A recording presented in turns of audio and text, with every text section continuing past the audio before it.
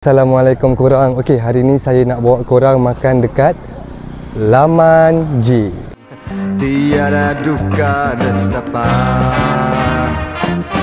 laguku jadikan temanmu, penawar hati rindu.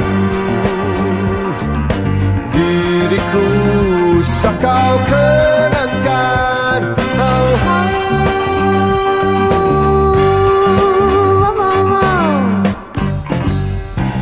terimalah persembahan, walaupun sederhana. Semoga kau kan terhibur untuk selama-lamanya.